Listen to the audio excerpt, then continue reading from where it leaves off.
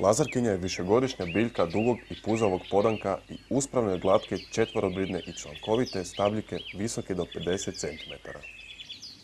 Na člancima raste 6 do 8 dugih jajastih listova uokolo stabljike. Sitni bijeli cvjetovi grupirani su na vrhu stabljika. Ugodnog je i intenzivnog mirisa. Cvjeta od svibnja do srpnja.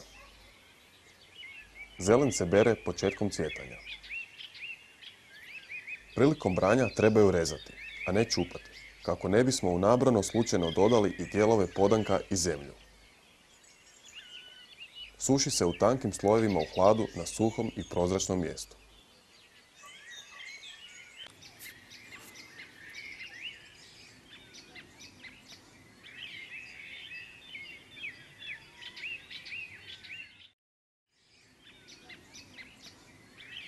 Lipa je listopadno razgranato stablo visoko 20 do 40 metara.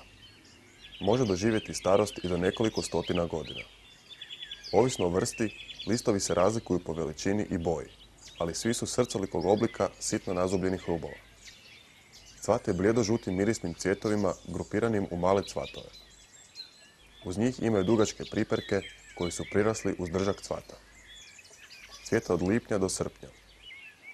Sitnolisna lipa cvate oko 2 tjedna kasnije nego velelisna. Sakuplja se cvijet s priperkom na početku cvatnje za suhog i sunčanog vremena. Kod crne lipe bere se i list i to od svibnja do kolovoza. Suši se u tankim slojevima u hladu na suhom i prozračnom mjestu. Cvjetovi s sušenjem moraju zadržati svoju prirodnu boju i ugodan miris.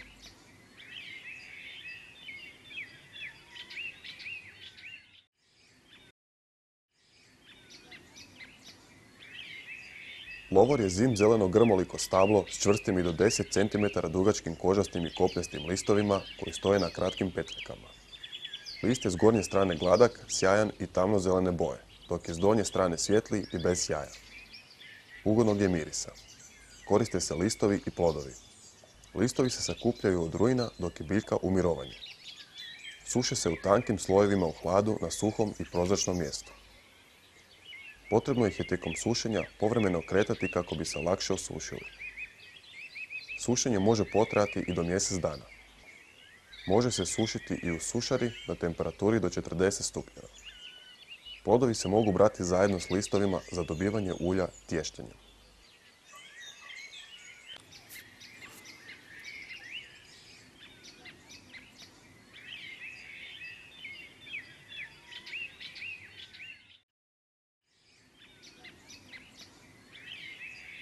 Ljubičica je višegodišnja biljka s kratkim i debelim podankom.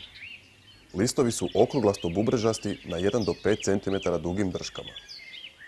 Cvate u ožujku i travnju ljubičastim, a ponekad i bijelim cvjetovima koji stoje na do 7 cm dugačkim drškama.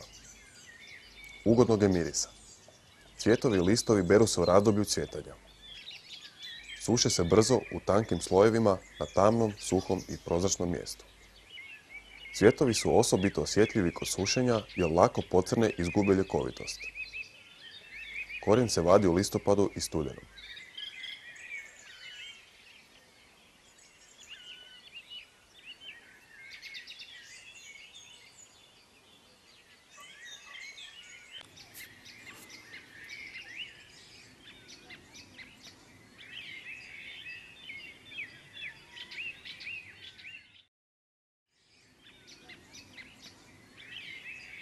Majčina dušica je višegodišnja niska biljka grmolikog rasta.